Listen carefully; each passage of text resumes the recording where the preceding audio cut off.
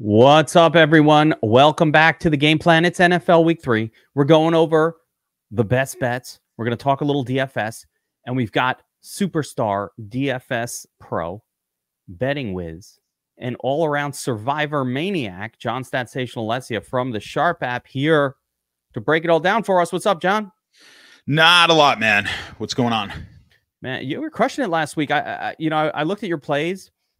In the Sharp app, like your kind of official NFL plays, a lot of underdogs, a lot of those dogs, and you steered your survivor people away from the bombs last week. Tell me about that. Yeah, I mean the survivor stuff. Look, you got to get a little lucky. I mean, we have the first 2 weeks here. We knocked out the most popular pick, Cincinnati week 1, Baltimore last week.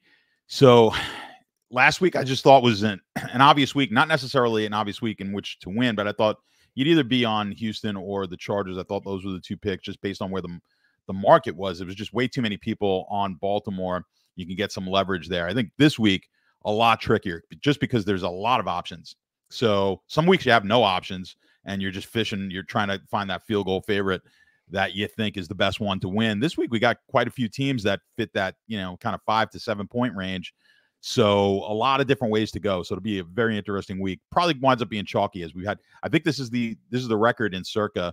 Circa hasn't been around that long, but this is the record for the most eliminated entries for over the first 2 weeks. I think it was 74% or something like that have been knocked out. So just to be clear, you're in the big Circa Survivor contest. 74% of entrants already knocked out after 2 weeks. And it's starting to be in the money time.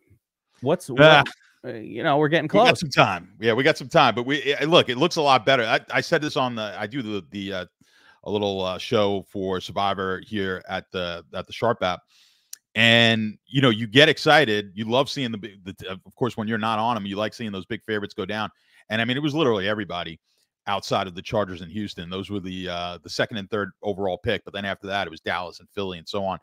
And then when the dust settles, you're like, all right, I still got to beat about 3,800 other entries to take down 14 million. But it's a lot better than beating 14,000 that we started with in the pool. So to me, in Survivor, no matter what level you're playing at, a $10 pool at home with a few of your buddies or the Circa for 14 million, you're trying to build equity. And by building equity, that's obviously surviving. You're going to always build equity. And also if you can get by with taking some weaker teams, that builds even more equity over the field as well. And when you do that, that gets you into a hedging opportunity. So I'm always looking to get to the point where I could at least start to hedge. And in some people's pools, I mean, I deal with a lot of questions on YouTube and our TikTok channel, and of course in our Discord at the Sharp app on Twitter. And some people are down to like 10 people in their pool. And now that's the point where you could start thinking about hedging.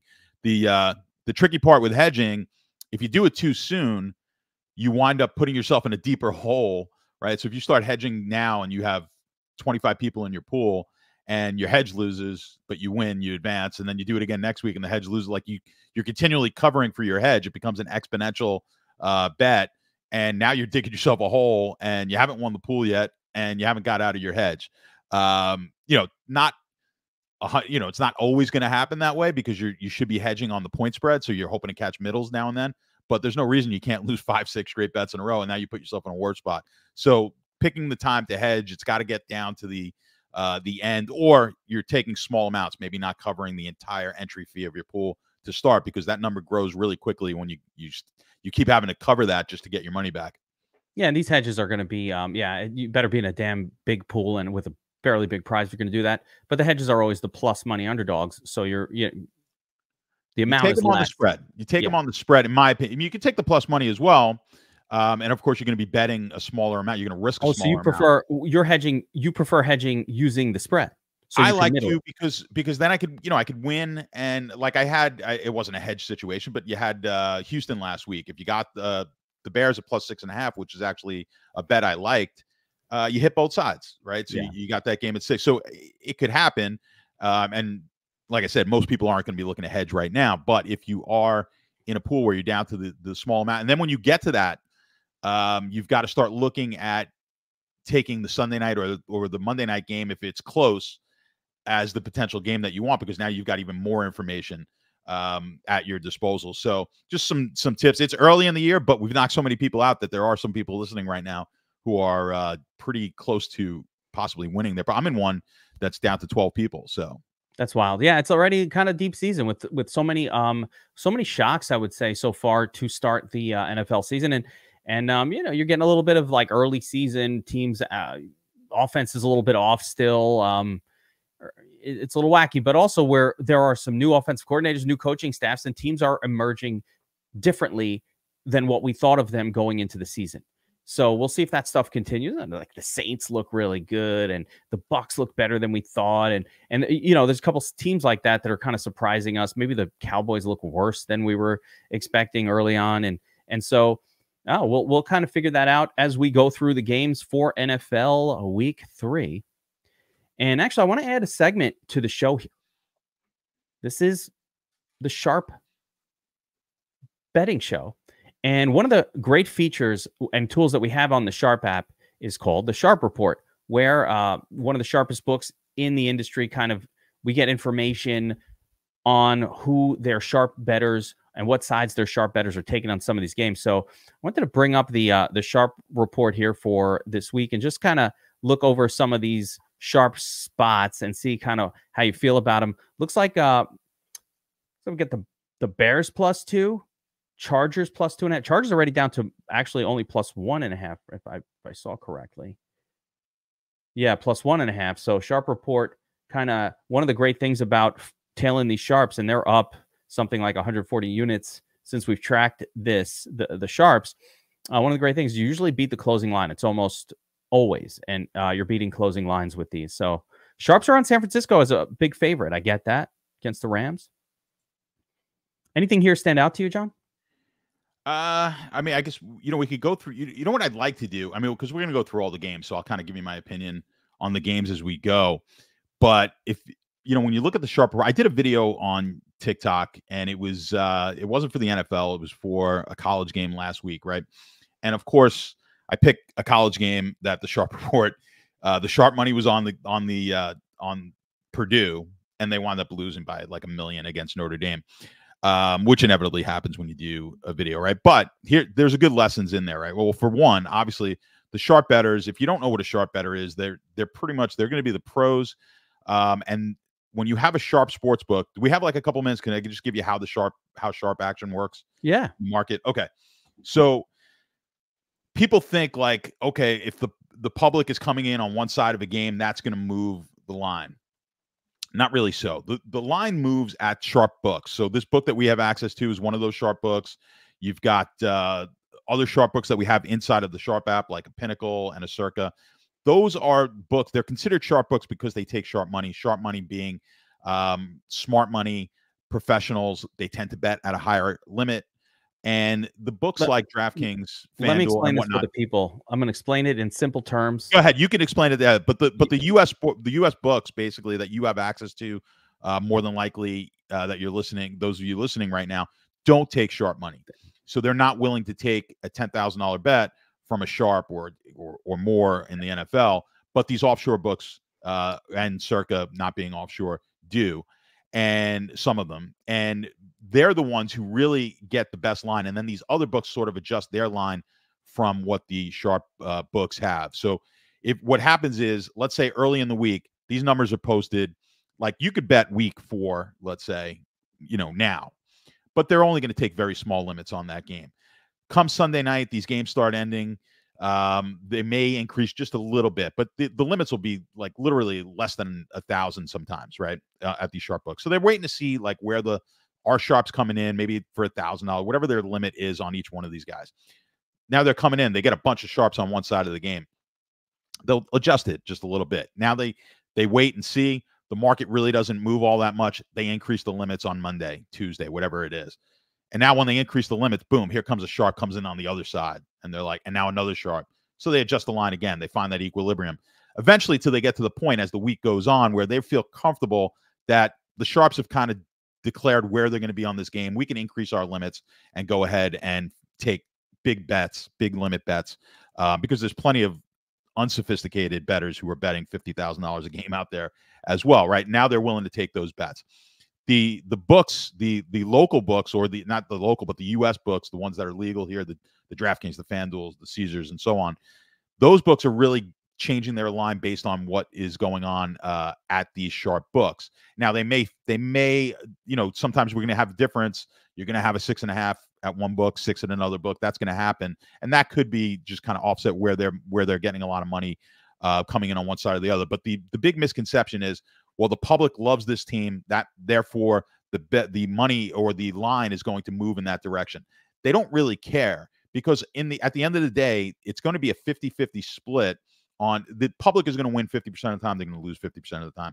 They're going to make the vig. So if the book is overweight on one side of a game from the public, and they're taking a lot of action on one side of the game, they may win it, they may lose it, but over time they expect to just make the vig on those bets. So the misconception is that they're trying to get even money on both sides of the game. Not necessarily true. The offshore books are trying to get even money with the sharps, or at least find that level where the sharps aren't coming in anymore, and then they know they've got something close to an equal where the sharps don't see an edge on either side.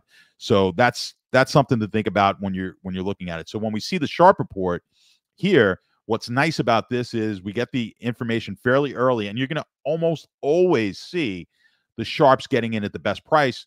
Reason being is they're the ones dictating the price. Right. So when the public comes in on a game, the public can overwhelmingly come in on one side of the game. They may not move it, but one sharp who is considered to be sharp, smart, let's say, to use a different word than sharp, really sophisticated in the market, they're going to pay attention to that person's models. Right. They're using their models. There's a million other models with some sharp bettors out there.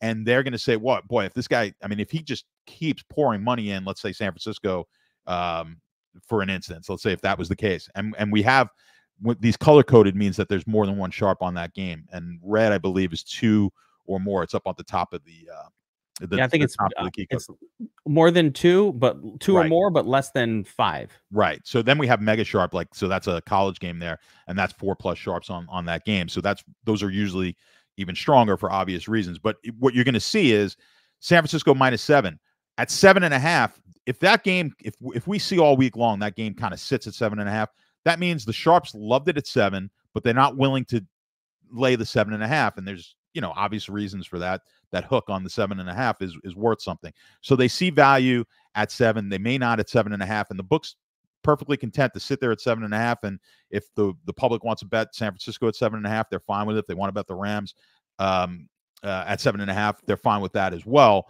But they don't want to drop this back down to 7 and then take another onslaught of sharp money. So that's kind of the way it is. And if they went up to 8, they may take an onslaught of sharp money coming in the other way, and then they open themselves up to a push loss, right? So that's kind of how the market works, and so people understand. Yeah, that's a great lesson from the inside on how lines are set, right? Not a lot of people understand this stuff.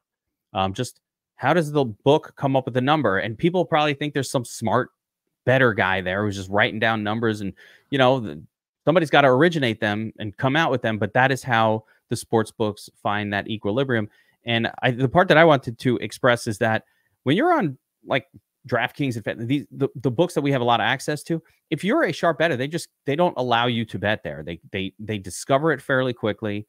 If you're an originator, they discover it, or you just get limited like crazy. They're not looking to set their lines based on action on their own sports book. They're looking at the sharp books, which exist and exclusive of like DraftKings, FanDuel, other kind of sports books that exist.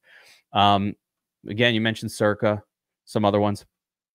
They're looking at those lines that accept that kind of action and kind of mirroring what they're doing. So really cool. Love that. It's lesson, just a different business model. Like they're, and I have a write-up on this. We have a Discord. If you guys are watching this and you're not part of the Sharp app Discord, definitely get in there.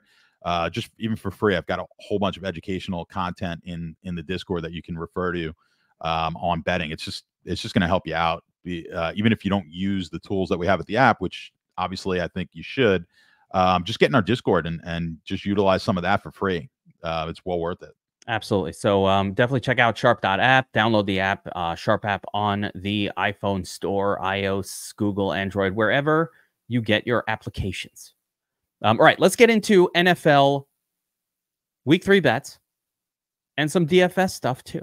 Here, we're going to start at the top. Broncos at the Bucks. Bucks minus 6.5 in this game. 40.5 point total. Bucks are at home here, John, and Denver has not looked that great with the rookie quarterback at the helm in terms of their offense.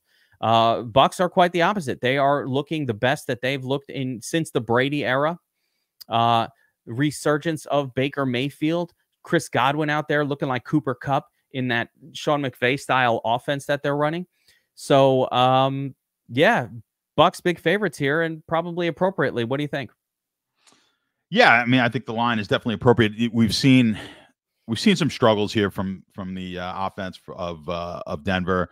You're right. I mean, I think a lot of people overlooked Tampa coming into the season. This was a team last year that surprised us. Baker has found a home here and has really excelled. I think people in Cleveland might want to have Baker back at this point if they could get that Baker right to come play for them. So really interesting. I think the struggle here on offense will continue for Denver. Don't have a strong opinion necessarily on the game. I think the game probably lands to the under. We haven't really seen any sharp money either. I just think Denver's going to continue to struggle offensively. I think they'll have a hard time keeping up with Tampa. I think Tampa will put some points on the board. Denver's defense hasn't played all that bad. They've been pretty good considering how poor that defense was certainly most of last season. So they've played fairly well but I think part of that is a byproduct of the fact that when your offense is really bad, sometimes your defense looks better because other teams really aren't going out of their way to kind of shoot it out with you. So you have there's no reason to take a lot of risk. So I think Tampa wins this game. This is a game we talked about Survivor. This will be a very popular Survivor pick because a lot of people aren't anticipating Tampa being a team that you're going to take a whole lot more in the future. So this is actually going to be one of the co-favorite picks of Survivor picks out there this week. But to me, I think I'd kind of lean to this game to the under. I'm just not seeing a whole lot in the market. Our AI model likes it at 7. So, I mean, just a half a point of value there. Just not seeing a whole lot of movement in the market that I can really get behind on this game. Yeah, I would have to agree. A little bit of just, I guess, analysis of the fantasy side of this game. The Broncos bring a cornerback that is kind of shut down in Pat Surtain, and you would expect him to be on Mike Evans. Good stuff because Godwin has been shining. So even in this low kind of unexciting game environment, and it is unexciting, I don't think the Broncos can score enough to sort of create any sort of shootout situation or any situation where the Bucs are really chasing super late. But even in that environment, I think Godwin is somebody that has to be on the radar every single week, and more so in a week like this with Surtain in there, probably shutting down Mike Evans. And the other thing with the Broncos, if you remember from last season, not sure how much this carries over, but they were a little soft against the run. And if Rachaad White is healthy here, I think Rachaad White is also going to be an interesting play on the Bucs side for fantasy purposes. I think the bet is, I'd have to be I'd lean the Bucs as well, just as long as it's under 7. I think that's the spot. And I don't hate them as a survivor play if that's the way people are going this week. John, second game on the schedule, Giants at the Browns. Browns are 6.5 point favorites. That's interesting. 38.5 point total here. And I don't know, the Browns, have they earned the distinction so far this year of ever being a 6.5 point favorite? I'm just not sure about this one. I mentioned this in week 1, and you kind of want to fade Deshaun Watson as a favorite. That's been a really profitable way to go about it, especially here with Cleveland. So in week 1, they were favored over Dallas. They get blown out. I think this is kind of a classic case of catching a team on a low. The Giants really won that game. I mean, for all intents and purposes, they outplayed Washington. Granted, the one thing seemed like Washington was end goal the entire game, but the defense for the Giants was able to kind of hold them out of the end zone. But we've never seen a game like that where a team has outscored the other team by 3 touchdowns and lost the game. And I think it was the first time in regulation a team has given up no touchdowns, scored 3 of their own, and lost the game in regulation. So very unique game. You got to put a lot of that on the coaching staff. Not having an option to kick was brutal. But I think this is a point where we might be able to catch the Giants here at a low, getting 6.5. Cleveland. So I have a slight lean to Cleveland. Sorry, to the Giants on this game. We haven't really seen anything as far as sharp money coming in on it. Just trying to look as far as line movement. Not a whole lot there either. So this game has kind of been very quiet. 38.5 on the total.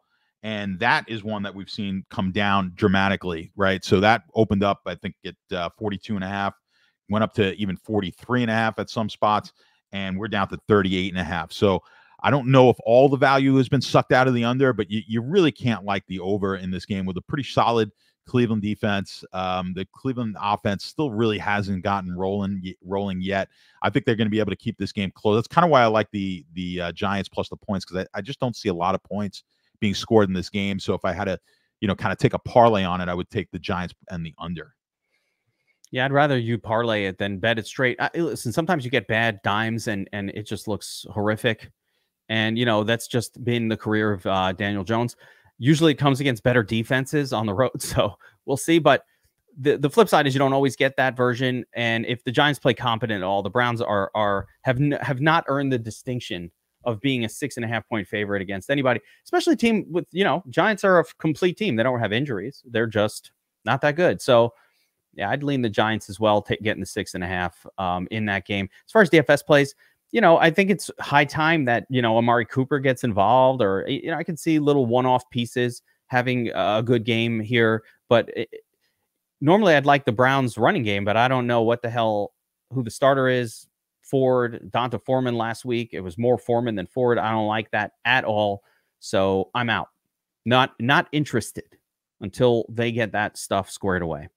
Next up, we got the Chargers at the Steelers. And Chargers were originally 2.5 point favorites. The Sharps were on it, John. They got it at plus 2.5. They pushed it all the way down. Now we're down to plus 1.5. So the line has moved towards the Chargers here. Steelers at home, rolling with Justin Fields for another week. Very low total here, 36. This is nothing that you want to mess with in DFS, but is there a bet here? Yeah, so you mentioned that we saw that on the Sharp Report earlier, that the Chargers were on there. They were bet at the 2.5. That has come down. You're seeing DraftKings here at 1.5.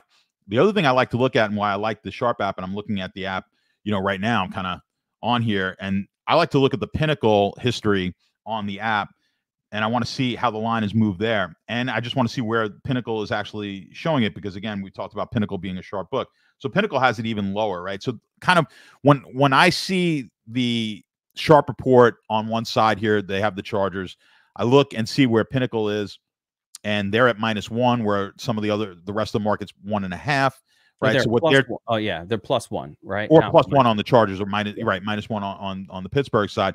So in other words, they're enticing you a little bit more to take Pittsburgh. They're giving you a little better price on the Pittsburgh side of this game. And then you look at where the line moved from the 2.5, where the Sharps bet it has come down to that 1.5 or 1. So you have to kind of put all the pieces together. So what it's telling you here is the Sharp side is the Chargers as of now. I mean, you never know. That's why you got to be in the Discord and inside the app. So if Sharps say, if this gets down any lower, like we talked about earlier, and Sharp money comes in and starts hammering Pittsburgh, that'll change things. But as of right now, it looks like the Chargers are the bet. I don't have anything personally on my model that loves either side, but the Chargers, if you're one of those teaser type of players, boy, I really love taking the Chargers here plus the 1.5. DraftKings offers some of the best teaser prices. So when you take that up 6 points to 7.5, you get it through the 3, through the 7. I like the Chargers here doing that, and you'll find some other opportunities to match them with as well. So that I like that side of it. Ooh. And to do that, you're on the sharper side as of right now. I like it. Get a little sleazy teaser in there. Gotten sparking my interest when we're talking teasers. I mean, again, we're talking about a low total, 36, and I get a touchdown and a half at a low total. Boy, that's tough to cover. And Pittsburgh, if you're watching their games at all, I mean, this is a matchup of two teams, different types of quarterbacks for sure, but two teams that are kind of looking to do the same thing, which is grind it out, keep it close, run the ball, and play a tight game. That's thus the 36 on the total, which has come down from that open as well. I mean, it's 35.5 over at BetMGM. So it's I mean, that's the NFL right now. Yeah, right? This one is as gross as it gets for DFS purposes. I'm just not even going there at all with that game. It is noteworthy, though, that the Chargers seem to have found something in J.K. Dobbins. We'll see if he can keep up his sort of exciting play from the first 2 weeks as the season progresses. All right, this game is a little bit more exciting. We got the Eagles at the Saints, right? Eagles reeling. Oof, brutal. They're reeling a little bit, but they're at the Saints. Saints are 2.5-point favorites. This is, I'm looking at it sort of as a classic case of like the hottest team, the team people are disappointed in. Now the Saints are favored. Obviously coming into the season, you would expect the Eagles to be favored over the Saints in a game like this. 49.5-point total. This is a DFS game. Lots and lots of potential pieces in play here. Alvin Kamara, one of the biggest scoring players in DFS over the first 2 weeks, and certainly last week. No Kamara, no money in tournaments. Missed that one. Oops, on the road at Dallas. Unexpected. But what do you think of this line here? Eagles getting 2.5. Yeah, this is another one that showed up on the Sharp Report. They got this at -1.5. I was bearish on Philly coming into the year. I was bullish on the Saints. So far, that's been really good. I've got a futures bet on the Saints to win the Super Bowl at 100 to 1. I've got them to win the division and over on their win total. So far, so good there. And now we get them as a favorite. Yeah, the look ahead line before the season, they were a dog here. I just think Philly's been very overrated. The Sharps agreed here. They took this one at 1.5 and now up to the 2.5. Now, with all that said, I do have my model likes Philly here at the +2.5. I'm going to hold off though on this bet because I really don't like going against the sharp money. So sometimes if I disagree, I just for me, it's a no bet. So right now, we'll see. If it gets to the 3, I may just have to do it. I don't think it will get there. Although you're seeing it's heavily juiced here. Saints -2.5, minus the 118. So there is the potential if they continue to take sharp money on the Saints at the 2.5. There is potential that this gets to 3. So we'll see. At 3, I'm going to have to really reconsider it and potentially put a small bet on the Eagles just because my model likes the Eagles here. But as of now, that kind of offsets for me when I see the sharps on a side that differs with me, unless I have a really strong conviction on the game. So that's kind of where we're at now. I think you're going to for me, it's going to be a wait and see. But the sharp money is clearly on the Saints. Yeah, sharps like the Saints here. Saints offense look really good to start the season. Derek Carr, but I'm getting trolled for my Derek Carr hate. Is Derek Carr good now? Who knows? What we do know is though, it remains tricky to play players from the Saints offense that aren't Kamara. Just in DFS purposes, Rashid Shaheed has been pretty good, but he's now being priced up well above like his 2023 average salary levels, and I think it's just reactionary to the first couple of games. And Chris Olave continues to be a player that has a lot of potential, but just doesn't score enough touchdowns. It hasn't really seen enough volume to justify the price point, but it just hasn't gotten in the end zone enough to excite me outside of like GPP upside.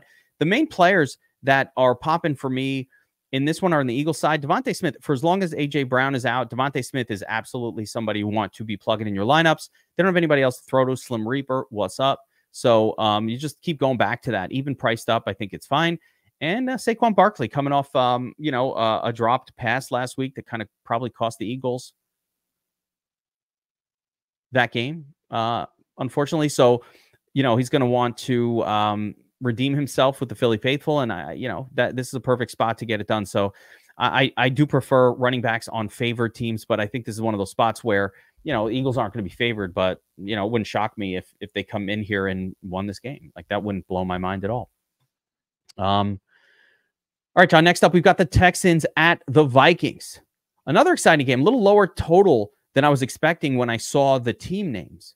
So I really want your take on this 46-point total, but Texans, traditionally one of the highest powered offenses in the NFL, and the Vikings sort of making noise with Sam Darnold as a competent offensive team as well. So, I think there's some potential for fireworks here in the Dome. Vikings are 2-point home underdogs in this matchup, John. I don't know. Houston hasn't quite fully clicked, in my opinion, defensively, even more so than offensively. So is this the spot where they click and just go crazy? And can the Vikings sort of just keep playing really good defense and keep this game in check?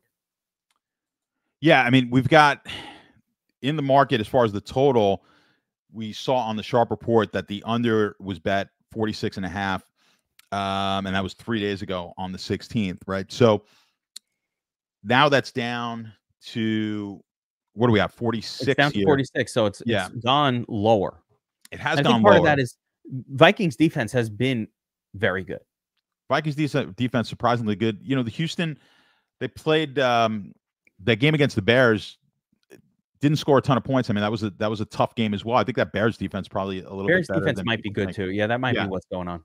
So, you know, the Vikings have been surprisingly good. Their defense has played really well here. I mean, they shut down San Francisco last week. I think that's kind of where people. So this is kind of, I mean, 46 nowadays is right around the mid, if not just a smidge over where like the average scoring is in the NFL these days.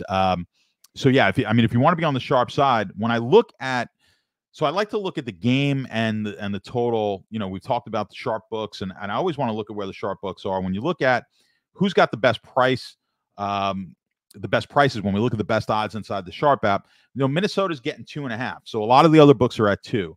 Does it mean a whole lot? No, but again, we're putting all the pieces together. So what that's saying is Pinnacle's more than willing to take a little bit more money on the Minnesota side of this game because they're offering the best price. So they're okay being a sharp book, taking some sharp money.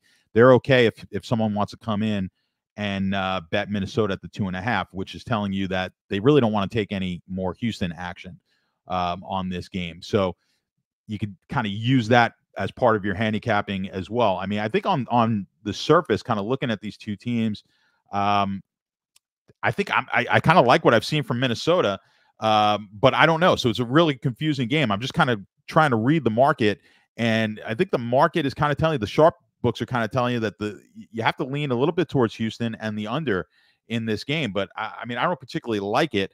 What I do think is this is one of those games that you could pair maybe Minnesota up to the 8 and take that as one of the teasers as well. You've got a lot of you like the 1.5, 2.5 teasing those up. You could do it with that Philly game. And I think this is a good game to do it with. At home, Minnesota getting 8 points would be a nice one to tease with that other one that we had 1.5 on that Pittsburgh game, right? So I think it's a good opportunity to tease this one. I'm going to keep looking for these teaser candidates. This is one of them. Although I was on the Gargano show yesterday, and he is on Houston to win big here.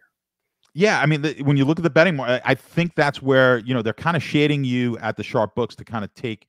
They're more than willing to. They're more willing to take the Houston money. Let's put it that way. I'm sorry, they're more willing to take the Minnesota money than they are the Houston money. So I think Pinnacle's kind of telling you that they prefer Houston in this game as well. Yeah, it seems like that's the side. I will be taking a spot on Houston just because, you know, why not? But there's a couple little DFS details of this game that I think are relevant. Number one, Justin Jefferson's about to torch these guys. Come on. They're not throwing anybody else on the Vikings. So let's just pay attention to Justin Jefferson. On the Texans side, the running backs are pretty much all hurt. And I think that's a factor in this game from a DFS perspective. They, you know, it seems like it might be down to Cam Akers. And Cam Akers is really not good. So, you know, he fumbled at the goal line last week. I thought he fumbled away his opportunity to be an NFL player.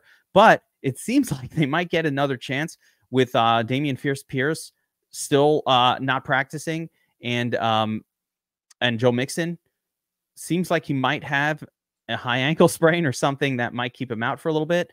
So again, it's still not clear. It's Thursday, but we haven't gotten full reports on the Texans running back situation. But if those running backs are out, they're just gonna have to throw a lot. So they're gonna have to be throwing and throwing and throwing and throwing, and that means more Collins, more Dell, and more Diggs. If you're playing DFS this week, I think all three of those guys are somewhat viable, Collins being the best of them.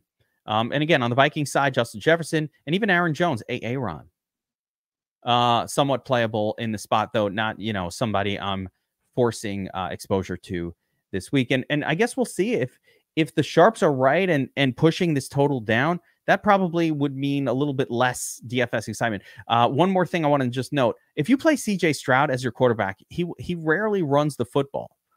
And he is salaried, John, at around 7,100 this week, which means he needs to put up 28 plus fantasy, really 30 plus, in order to be a difference maker in tournaments. And if you want to do the math, in order to get 30 fantasy points on DraftKings for a quarterback that doesn't run, he has to throw for 300 and 3 touchdowns, and that gets you 28. So it's a big hurdle to get beyond the level. He's got to throw the 4th touchdown to really be in the 35s and to win you the million this week. So just keep it in mind. Like those expensive quarterbacks that don't run, there is a very high hurdle for them to get to the promised land of tournament winning scores. Doesn't mean a 28 is so terrible, but he probably needs to be at like 32, 33, which probably needs a 4th touchdown pass in addition to the 300-yard bonus. Tough to get there. All right. You know, they're saying that Jordan Love might play for the Packers this week. Yeah, well, that would be interesting, and would change things on Let me this ask line. you, on this line, the Packers +2, are the Packers would be favored probably -3 if Love was healthy, maybe -4.5. Well, yeah, so we went over this last week, right? When we were talking about that Colt Packer game and like how much do they get? And I said in that I think they're giving too much weight to Love being out. If you recall, Yeah. what I said. I think we were saying they were probably doing, I don't remember. It was like 9. They were giving like 7 points or even 9.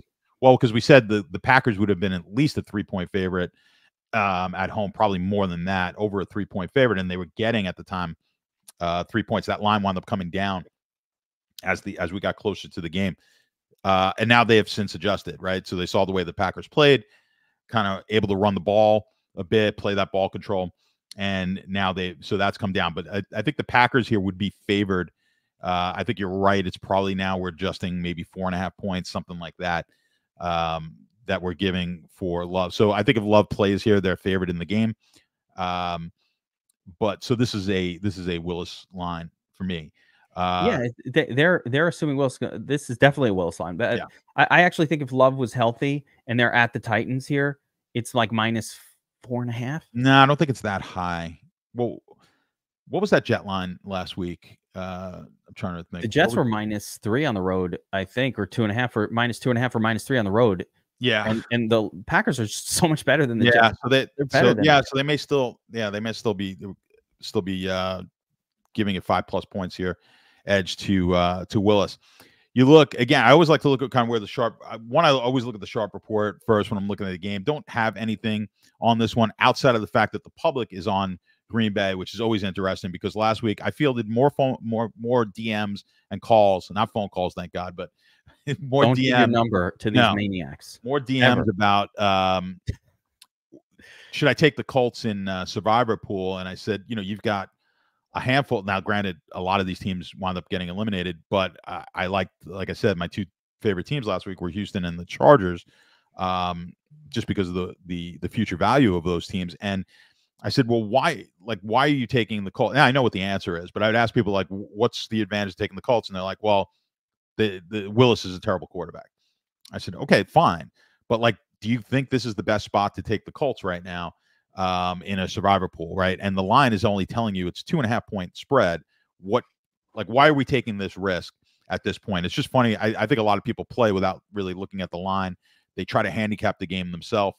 Is that what it is? Really? People do I think that? a lot of people do, and they just assume that, well, Willis is. I'm not saying Willis is a great quarterback, and he's, it's the revenge game here for Willis coming back to Tennessee again, right? So I think people overvalue it. I try to tell everyone, just let the market, let the point spread kind of determine. It doesn't necessarily determine who you're going to take, but you've got to take it into account here. You can't say that they have a better chance to win than a 7-point favorite. It just doesn't happen historically. You're going to be right every once in a while, of course.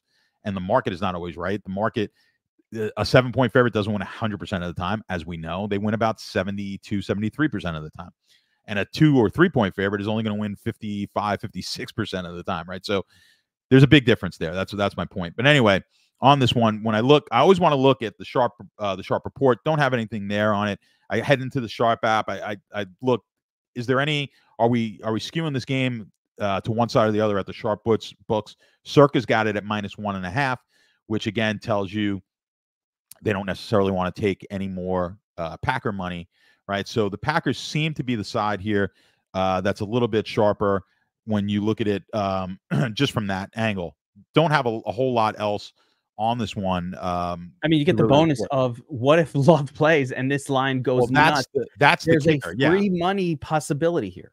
That's the kicker. Yeah, if he does play, you're going to get a huge swing, like we said, maybe 5-6 points if this thing gets to 3 to 4 points, something like that, the other way.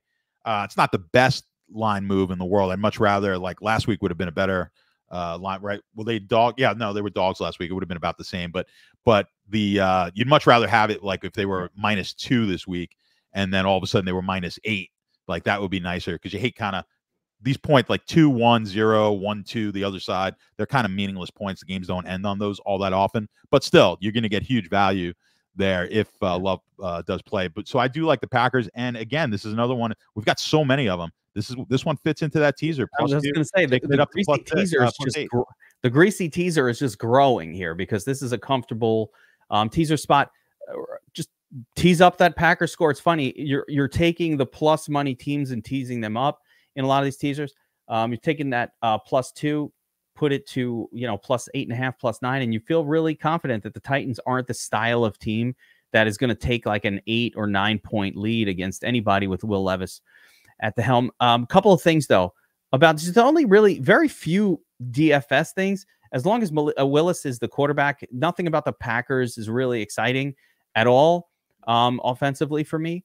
On the Titan side, though, I do think that Tajay Spears may be out for this game, which would make Tony Pollard a really interesting standalone home-favored running back that can catch a pass and probably going to see a volume roll in a close, low-scoring game. So I would be interested in Tony Pollard this week in this game. If Tajay Spears remains out for the team, I think that's just a spot that we can go after. Pollard is a perfectly capable running back of putting up exciting numbers as a home favorite, regardless of the situation. They're going to have to give it to him too, because Will Levis, not very good. Beyond that, I love the idea of adding the Packers to the teaser. And if you get the bonus of Jordan Love playing, then your teaser is going to be crazy because, the Packers will have gone from +2 to -3. I think you probably take the Packers as a standalone play based on that Pinnacle/Circa line you mentioned before. And, it's just another reminder, like the odd screen on the Sharp app is free. Like you just get the app and you could see a lot of these numbers. It might not be as real time as the pro level, but you could see these numbers. So grab the app and you can kind of see a lot more sports books and sharper books than you normally could just going and looking at DraftKings. You're not going to see everything you need to see here. So another reminder of why having betting tools is helpful. Bears at the Colts. Colts are 1.5 point home favorites in this game. Two offense, 43.5 point total. Not bad. I mean, both these offenses are kind of weird right now because the quarterbacks are completely not trustworthy in terms of being efficient. Understandable for the Bears. Got the rookie in just his third start, and Richardson's pretty much the same. Like he's kind of a rookie in his third start too. If you think about, he hasn't played a lot of NFL games. I did see where the Sharps like the Bears or like them +2 on the Sharp report. How are you seeing this one going down, John? Yeah, I'm on the Bears side as well. So I do like to see that the sharp money has come in on Chicago. We kind of briefly talked about it before with that game last week against Houston. Week 1, they really won the game against Tennessee with the defense. Last week, the defense really kept them in that game, gave them the chance to win it. I think with the Colts here, you saw the Colts against Green Bay, who has a pretty solid defense as well. Richardson, I love Richardson from a fantasy standpoint. I mean, he's just, with his running ability, his ability to get into the end zone. Where he's struggling still is he's just not an accurate quarterback right now. And he will throw the ball. He throws the ball high, and high throws in the NFL get intercepted. And I think that's what we could look for in this game. So I think the Bears defense really comes up big here in this game and really wins it for them again. So I think the best unit right now on the field might be the Bears defense out of the 4 units for this team. That is a DFS play right there. I'm trying to find my pen to write it down, to be honest with you. Yeah, Bears defense, really good spot here. Yeah, I think it is. And so again, and we talk about these teasers, if I like the Bears, so I really like this one teased up over a touchdown as well. But I'm going to be on the Bears here with the 1.5. I'll have to figure out the whether or not the money line or the 1.5. I've got my little calculator. I'm not going to calculate it now. Of course, just ask me in the Discord which side you prefer, but which side I prefer, depending on what you guys are getting on the money line and the juice on the 1.5. But either way, I do like the Bears. I like the Bears to win the game. I like it. Yeah, and win it with their defense, because I'm like, how are they going to generate any offense? They are terrible when they have the football. Yeah, it's got to be won with their defense. So there we go. Do you think? Are you seeing anything with Caleb that is cause for concern or cause for even, I guess, cause for encouragement? Like, do you see anything there that tells you, okay, just give him a few more weeks, not okay, or still not sure? I wasn't that high on him coming into the season. I'm not 100% convinced, and I want to go back. I've been watching a lot more like late night game film and kind of breaking. I have not watched his. I watched the game itself, but I really want to see what he's looking at on like the all 22 stuff on NFL.com and kind of get a feel for what he's doing. I mean, he's a rookie quarterback. You don't expect a lot from the rookies. You tend early in the season to want to fade rookie quarterbacks in betting. But like you said, we've got a quarterback in Richardson who really hasn't played much at all either. Doesn't have a lot of experience. So what does he have? 2 or 3 games more experience here than Caleb Williams does. So it's a really even matchup as far as experience goes. And I just like what I've seen from this Bears defense this year. So I think both teams will struggle a bit to score. I think the Bears defense kind of pushes them over the top, and that's why I'm going to take the points. But yeah, I wasn't high on him as a quarterback in the draft. I didn't. They're in a tricky situation. The Bears are, very, for a Jet fan, you could kind of relate. They haven't had a lot of success. Where even if you're good, you kind of find out after you leave the Bears. They're not a place where quarterbacks have been. They're still, or let's put it this way: the Bears have yet to draft a quality quarterback in their franchise history. They went to the Super Bowl with Jim McMahon, who was he's a good quarterback. He's good enough, but he wasn't. He's not a franchise quarterback. He's not winning without that 85 defense, right? And then they went to the Super Bowl with Rex Grossman. Like, it's one of the oldest franchises, John, and it is like 100 years of inability to develop a quarterback. Sid Luckman was the last quarterback they developed, I think. Yeah. Now it's windy in Chicago, and sometimes they're like, we got to run the football. So maybe, they've had a different philosophy, but man, the Jets are kind of like that too. It's not like I can laugh here. We had like Kenny O'Brien. Ken O'Brien was a good quarterback, but I mean, the problem with Ken O'Brien was the fact that you didn't draft Dan Marino. Like, they took Ken O'Brien over Dan Marino, I had high hopes for Chad Pennington, but then the arm, injury. But the arm, took a quarterback with no arm strength and then hurt his arm. So that became ruined him. But I liked him. Very good. He was very good, very smart. One of my favorite Jets of all time, even though it didn't work out because, we don't have a lot to grasp onto here. John, before we transition, we're about to transition to the 4:00 games. I want to mention that Sharp 2.0 is launching in the next couple of weeks. We are super excited about what's coming at the Sharp app. The fastest and most complete odds screen in the industry. Going to be launching in a couple of weeks. Over 80 sports books covered across props, alt lines, everything. There's no place like it. And the fastest, we've added a technology. We have one of the greatest CTOs and developers you could possibly have over at Sharp.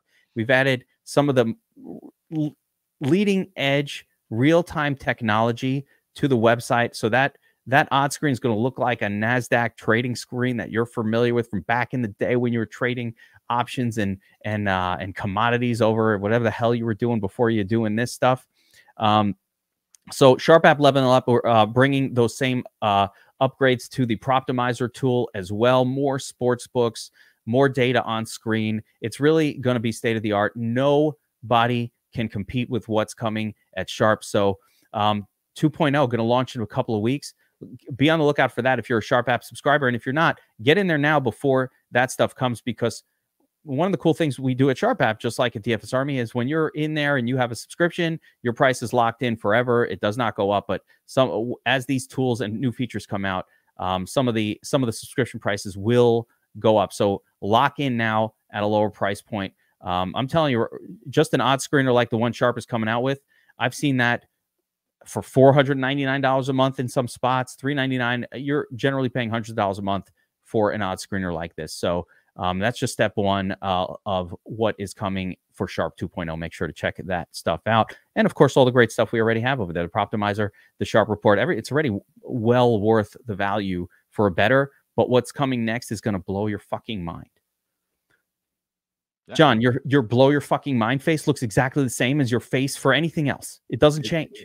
Yeah, well, my mind was blown before. I've seen it already, so I had my mind blown. So I'm not. I'm excited for the public to actually see it. What I like is just that you've got all your handicapping, like it's in your hand, it's in your pocket, where I don't necessarily, I could handicap while I'm on my way to work, or I'm on, like I can do all that. Or when you're at work is when you really should be doing all your handicapping. But not working.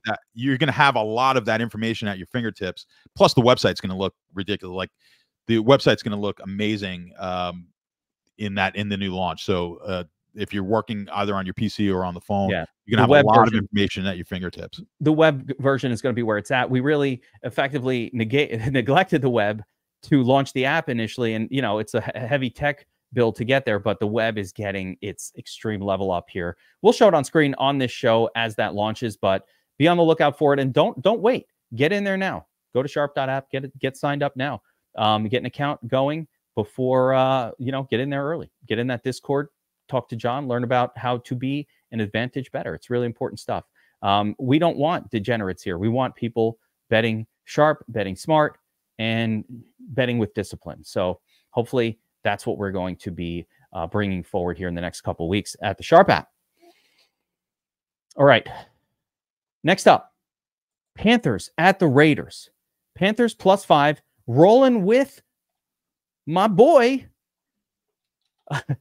Andy Dalton. Big Red. They gave up on Bryce Young. It's done.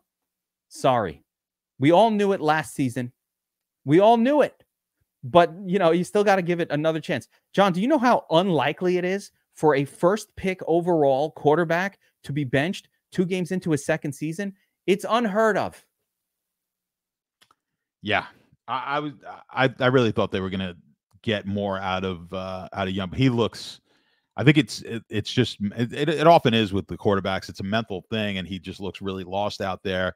And how much is his fault? How much is the coach there? How much is the lack of talent on this team? It's a combination of. Can I give you I'm going to give you my opinion on this.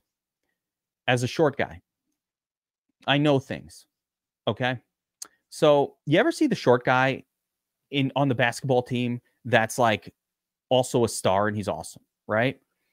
So how do you get to play basketball? Well, if you're 6'10", you just have to be there, and you don't have to put that much work in. You have physical advantages that give you an edge on every other human, right? So you don't have to be that great of everything else. You're 6'10".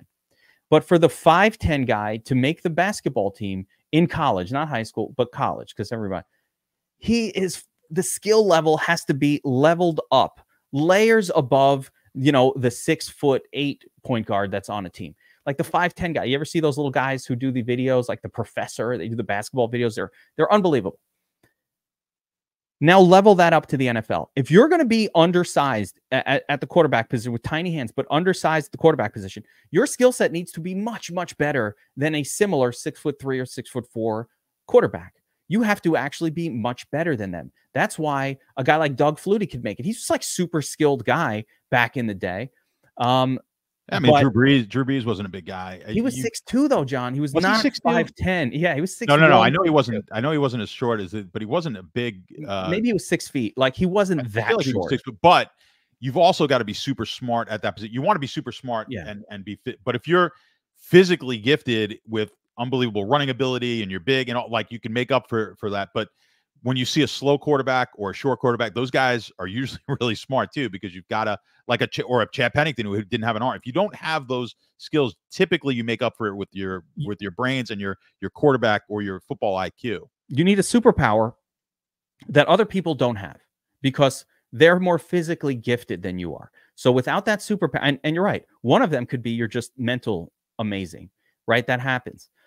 We see with Kyler Murray, he's got some physical gifts that allow him to function as a pretty decent quarterback at a smaller size than what you'd want. But he does, even a Kyler Murray, he has limitations. Without the physical gifts, he's in trouble. And we've seen with Russell Wilson, who's also not as physically, he doesn't have the right size for the QB position, that as his physical talents have come down, he's just less good of a quarterback. But, you know, he's got all that experience now, so he could still play competent.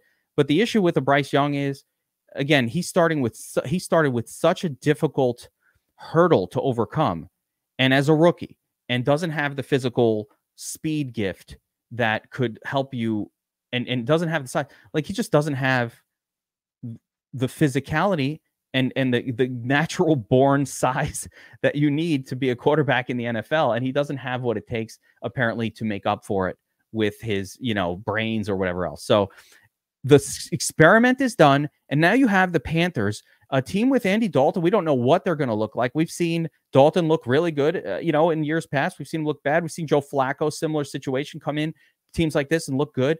But we've also seen these older quarterbacks come in and look like shit. We have no clue what we're going to get, but I think we're going to get something better than Bryce Young, to be quite honest.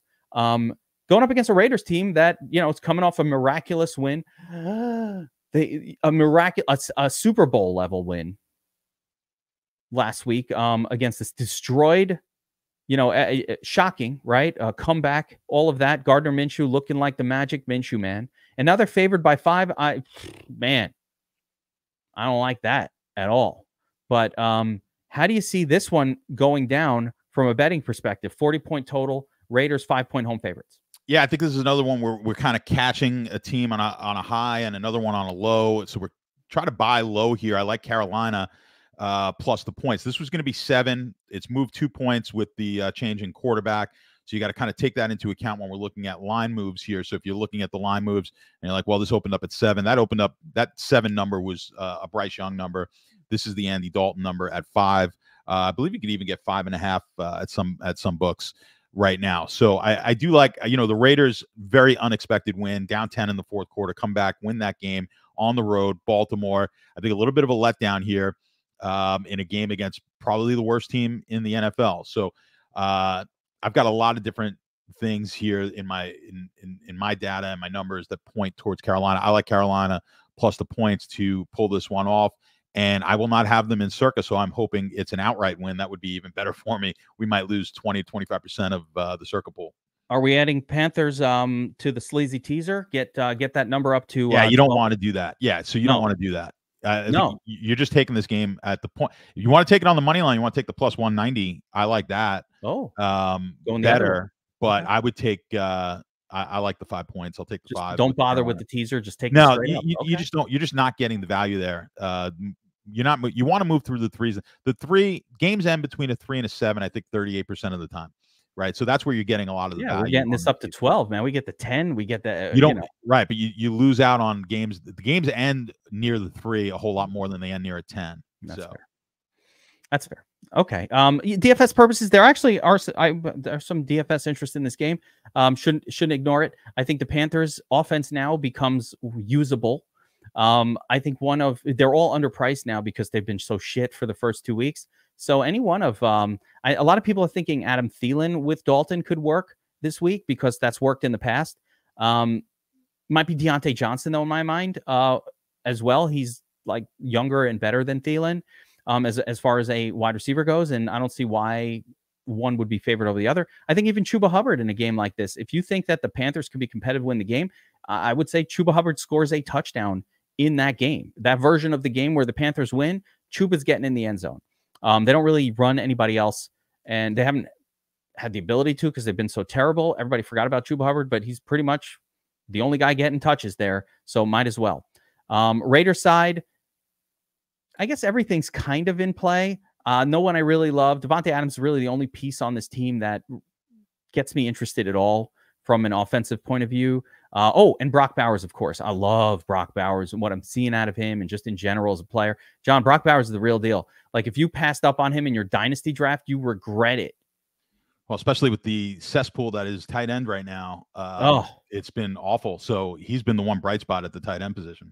Yeah, and as a rookie, if he's doing this as a rookie, it's going to be a scary career. Rookie tight ends are generally not a thing. It kind of takes tight end 2-3 years to get. They've got a lot more responsibilities, blocking schemes and stuff like that. So yeah, for a tight end to be this good, we've seen a couple of them in recent. Laporta come out be really good early on. We've seen a few more in recent times, but yeah, he's been impressive. I will tell you the profile though for the rookie tight end that's successful. Laporta you mentioned, and Browers is they're really not playing tight end. There's a different guy there that's doing the blocking. Right, it's not him. So they don't use Laporta as a blocker. They don't use Bowers as a blocker either. They've got the other kid there to block. So that is where those tight ends could do well. But you want that. That's who I want for fantasy. I don't want the blocker. No, you want those guys. All right, 49ers at the Rams, and if I'm correct, I believe we had sharp money on the 49ers here. Let me go back to at -7. You could still get them at -7. So that's interesting. Obviously, this game, there's a lot of injuries to deal with. On the 49ers side, of course, Christian McCaffrey, CM Sizzles, not going to play this week, next week, or for a while. Deebo Samuel is also out for the 49ers in this game, which actually presents an interesting situation. We've seen what happens to the 49ers when any one of their 3 studs is out. The other guys do a lot more work. So, Ayuk, Kittle, now playable in play here. Of course, Mason, the backup running back, delivered for us as chalk last week. See, we didn't care. Played that chalk. Fucking ate it all up. Ate the chalk. Spread it all over the ground. Made a rainbow. Chalk rainbows on the ground last week with Mason. It worked out. We priced him up a little bit here on FanDuel. He's priced to 8K. John, he is 8K on FanDuel. He's like priced with the super stud running backs on FanDuel. On DraftKings, they're a little more reasonable. Put him in that 6K level with the other mid-level running backs. Part of the reason why we're excited about the 49ers offense and the running game is because the Rams are in a lot of trouble offensively. They've lost all of their wide receivers. Puka out, Kupp out. Names that you never heard of. Demarcus Robinson being elevated to WR1 status. Other guys that I don't even know who the hell they are. So the Rams are in a little bit of trouble offensively with just most of their guys down. So how do you see this one going down? You think the sharps are correct here? 49ers -7. Yes, I mean, we talked about this game a little bit before, just kind of going over the sharp, just so how you could read sharp money and the sharp report. Yeah, so the sharps came in. Did we have one? We had multiple. Yeah, we've got multiple sharps on this one. I'm actually on the other side, so I kind of like the Rams at the 7.5. The problem with the 7.5 is getting it at you're getting that juiced depending on which book you're looking at. You can get that number at Pinnacle, but it's really heavily juiced. I didn't go through all the books yet to look at it, but you're laying like 125 at Pinnacle, and I think the best line is maybe at SI at -118. So you do have to take the juice line, and I'm going against the sharps here. So again, it's not one that I really like to do. So I'm kind of going to stay neutral on it. But if I can get the 7.5 at a decent juice, like a -110, I might pull the trigger on this game. But I kind of like the Rams now. From a standpoint of that's based on my models. Well, let me throw one other thing at you here. Yeah. Normally, when the sharps hammer a line at 7, it will move. So it's 7. It's gone to 7.5, and Anthony's updated this to 7. But as we're seeing, from the last update, for the most part, the market's really at 7, and you really find that interesting when you look at it deeper. And I'm looking at my numbers at the 7.5. So something I didn't mention at the beginning when we were kind of going over it, and I was kind of going over. How the sharp books will move. You make a good point. When you do see an instance where we've got some sharp money and then the line hasn't moved, that could indicate we're only looking at one sports book. Potentially, there's a reason that they maybe have not moved this game off of that number, even though some sharp money's come off it. And sometimes you'll even see it go the opposite way, which is a really big sign. You don't see it often, but really look for that. Like if sharps hit this and it was now 6.5, and they're like, well, we really don't give a shit. We'll take you want to hit it at 7? Go ahead. Hit us again at 6.5. There's got to be a reason for that. And there's probably some money coming in somewhere. It's very, very rare. And for it to happen on a 7 would be almost impossible. But I'm just trying to give you the, how that could look. Sometimes we do see that on some of these markets. But yeah, I think it's worth noting that this game is not 7.5 across the entire market, and at Pinnacle it is 7.5 when you look at a sharp book like that, but it's heavily juiced on the Rams side. So with all that said, I personally do like the Rams just on my models. Really hard to kind of grasp from a mentally, if you've watched the games, why you would like the Rams. I think we always dismiss, like, we're like, okay, whatever, 49ers had a bad game last week. We'll dismiss that. The Rams just getting demolished, having their doors blown off, and all the injuries. You've got their, the two wide receivers that are out, and then the offensive line just looks like they can't block anybody. Kind of, it makes it look like San Francisco should be able to roll them. They couldn't stop Arizona. What makes you think they'll stop the San Francisco defense? So I get it on paper how it kind of looks like 49ers should roll here, but everything I have as far as numbers go is telling me the Rams are the play. I like it. I like going against the grain there. I also like that you mentioned, and this is important. We have tracked that on the Sharp app when the line doesn't move. You're much better tailing these plays when they do move the line. Meaning even if they had Chargers plus 2.5 here and it's now at 2 and you just jumped on it plus 2, that has a higher win rate. When the Sharps are on a spot, but then the line doesn't move, that actually is something you really don't want to tail. So that's been less predictive or has a lower win rate than the other ones, even when you get the less good line, because of kind of the phenomenon that you said. Even if one Sharp might be on one side, but if it's not moving it, then there's some other forces pushing things the other way. And you're right. It could just be, hey, that's one book and Sharps on another book are going the other way. And, that's why, right? It's just one Sharp. All right. Game of the week. This is it. These last two games are the games of the week, but this one I would say, I'm going to call this one the game of the week. Detroit Lions at the Cardinals. Lions are 3-point road favorites. Again, Cardinals, you just mentioned, coming off the big win last week against the Rams. Lions, one of those teams that just has a great offense, favored to get to the Super Bowl, or one of the top teams in the NFC here. Great offense. Lions are -3 in this spot. The game total's 51.5. We haven't seen a lot of 50-plus game totals this season, John. We haven't seen them last year either. The game totals have come down, but this one is up there. I like both of these teams. I'm excited for this game. Players everywhere. This is the one to pluck DFS players from. But let's start with the betting side of it. Is there a side here? Yeah, I mean, I don't believe we have anything as far as the sharp report goes on this game, so no sharp money on it. The line has come down. You could get this one depending on the book. You get it 3 in some spots. You could get Detroit at -2.5, which scares me because I do like the Detroit side, and the sharp books like Pinnacle are the ones offering the 2.5. So that's always a red flag to me that they'll come off of a key number like the 3 and offer. It's a juice 2.5, but still. So that scares me a little bit. Yeah, I mean, I think it's kind of a bounce back. That was a bad situation, losing at home to Tampa for Detroit. Arizona coming off just a blowout win. I typically like to kind of fade those teams that come off a blowout win, especially against a divisional rivalry like that. And then you get the double, the kind of double bonus of a good team coming off of a bad loss at home. I usually like that play and taking that team, the Lions here -3.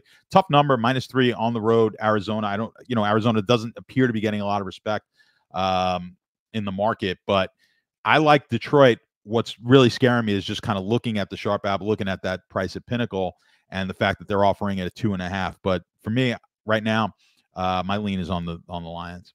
Yeah, it does look like it could change. You see here, it's -118 to take +3. So they do want to push it to 2.5 here, and I think you should wait and get the 2.5.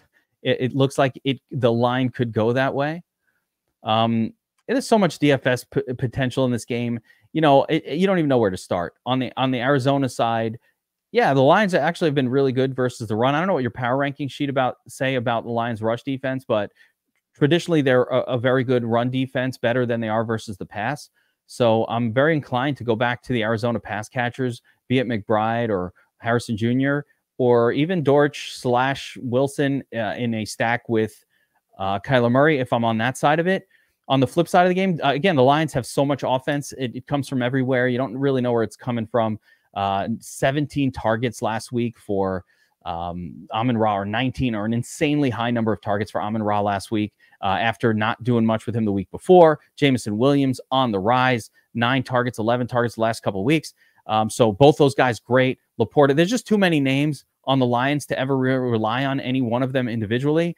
But, Gibbs and Montgomery in play as well. So this is a game where lots and lots of fantasy goodness can emerge, but there's maybe a few too many players to feel supremely confident about any one of them. I'm probably most confident like a Jahmyr Gibbs, but Gibbs lacks some ceiling because he's just not going to carry it enough times to really get that, the monster scores, the 30+ scores without, broken, probably 2 broken plays over the course of a game. So, but he has a super high floor.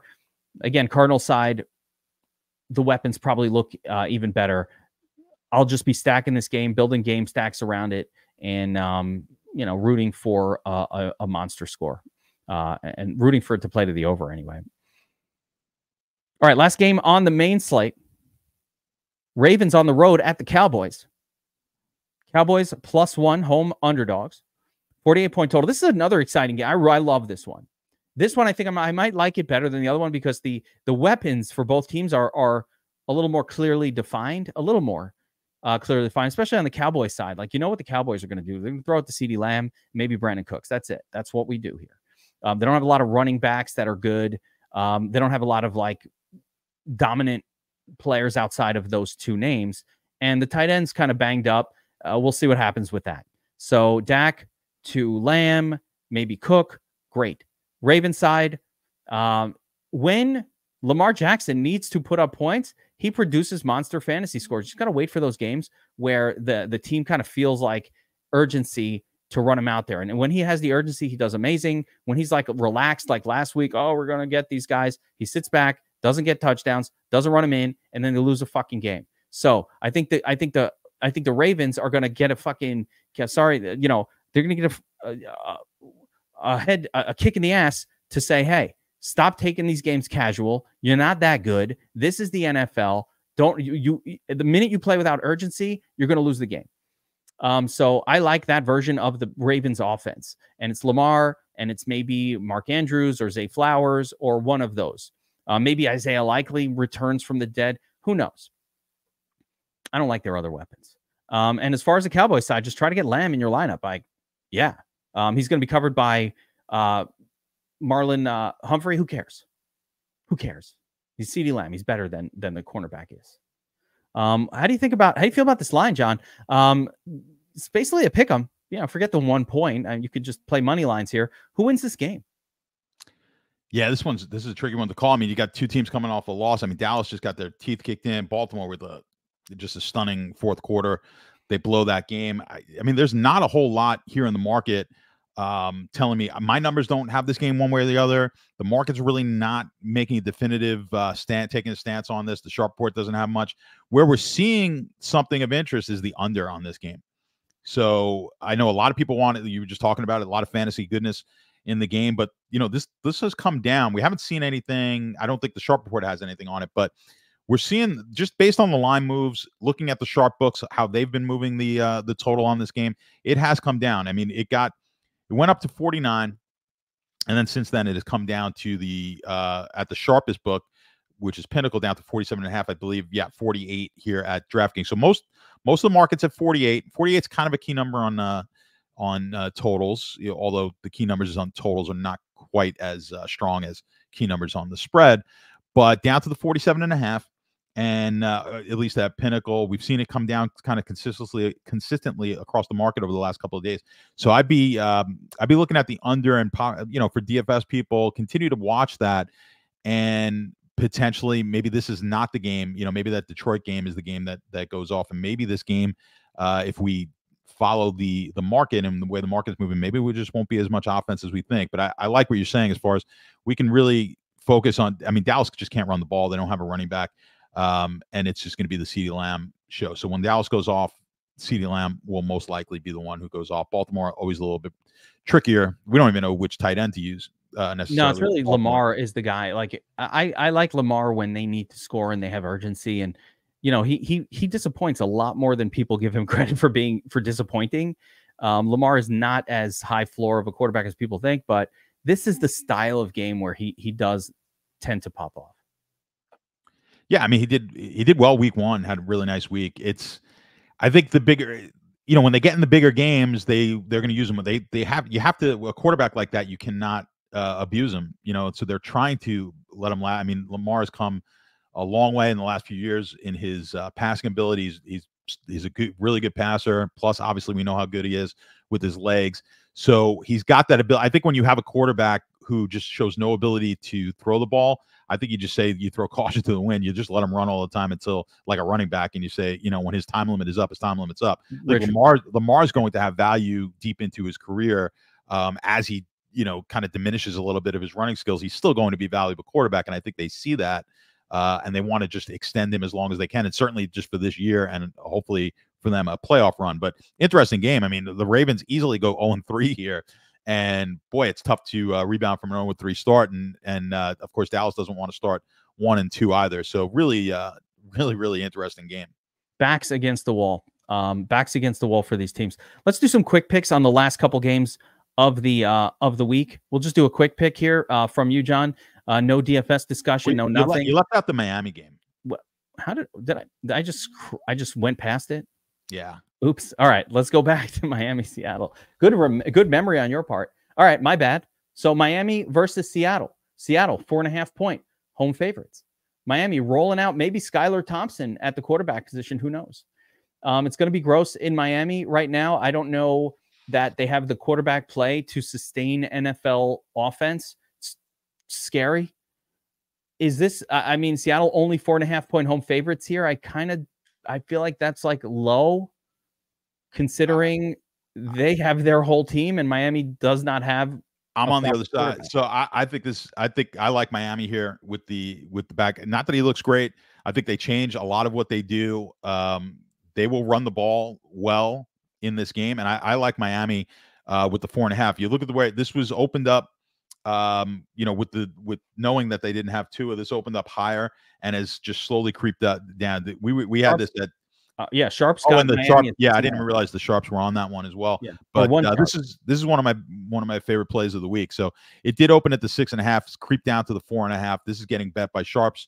It's getting bet by myself as well. And so I like Miami plus the 4.5. I think, again, a lot of times what happens with the new quarterback is we overvalue the starting quarterback, and then you get it. I've told you on the show before, one of the best spots you could get for betting. It's really hard to win in the NFL. Look to the games where you have a different quarterback, a new quarterback. If you can nail what that line move should be, or what the worth of the starting quarterback is in relation to the backup quarterback, you can make money. That's the place to do, because it's really hard for everyone to kind of value that quarterback. So you have to look at what this line was, look at what the move was. Miami would have been favored in this game. I think we're looking at maybe like a 7-point move or something like that in the market, and they were overvaluing it at 6.5. So they were moving it at like 9 points or something like that to the move. And very few quarterbacks are going to be a 9-point differential from their backup. So that's why you're seeing this come down. They overvalued, I think, the move there from Tua to the backup Thompson here, and so I think that's what you're seeing. I think that's opportunity just in the future, and we see a ton of injuries. That's where you could get. You had it last week, right? With Willis. I loved Willis in that game. I thought they overvalued that game. I think we're in a similar spot here. I think you'll see Miami be able to run the ball. They'll keep this one close to the vest. We know they can run. You still have Tyreek Hill. They'll use him in creative ways. He'll get some end arounds. He'll get some little bubble screens, things like that. I think Miami. I like Miami to win this game. Wow, I love it. I love the boldness of that call. And if you're correct, then I would expect Devon Achane to have an incredible DFS performance as well in a game like that. So let's see what happens. I'd love to see a competent Skylar Thompson. We'll see, though. Hard to know. He played last season a little bit. I think he played in the playoff game. It was not completely horrible, but wasn't very good. So that's going to be an interesting one to watch. And your lean on Miami is going to get me at least lifting my eyebrow and keeping an eye on some of those running backs for Miami, because that's how they stay in the game.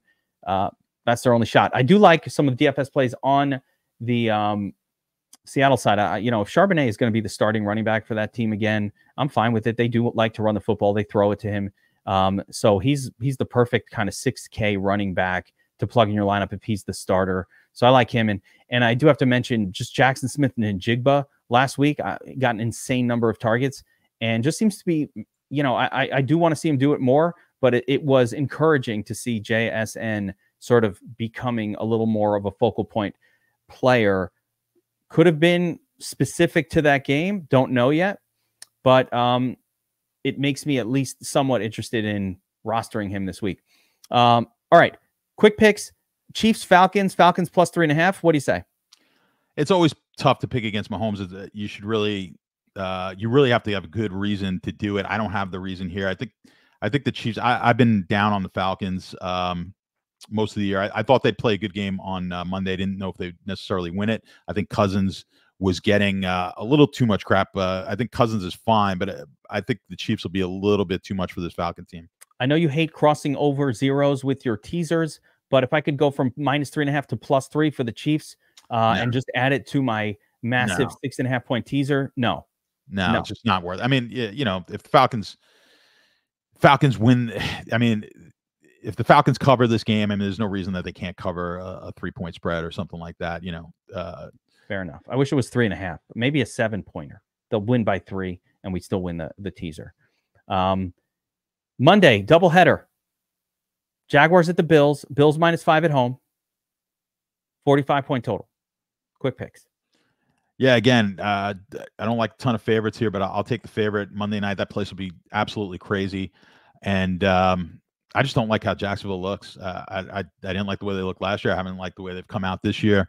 I think Buffalo has their issues as well. Total 45.5. I'll lay the 5 points on Monday. I'll take Buffalo. Buffalo still having trouble kind of figuring things out with that wide receiver group, and Jaguars really still not clear if Trevor Lawrence is good or if their offense is good. It's been a long time, and I don't know. Commanders at the Bengals. Bengals 7.5-point home favorites in the second half of the doubleheader. Commanders coming off that kind of miracle win, right? Plus 7.5. What do you say? Yeah, not one I particularly love. But here's one where you could tease it the other way. Take the Bengals to win. This is going to be a huge, actually not a huge one, but it's one that I'm debating in Circa myself, whether I take Cincinnati or San Francisco this week. I don't think Cincinnati loses this game. You could tease it down to 1.5, and I think you're safe there. I like that tease down. I wish this game was on the main slate and we could just go Burrow to Chase finally and feel good about it against this horrific Commanders defense, one of the worst pass defenses of the last 2 seasons. I'm looking forward to that Monday nighter. Load up on Burrow to Chase. That's all I'm saying.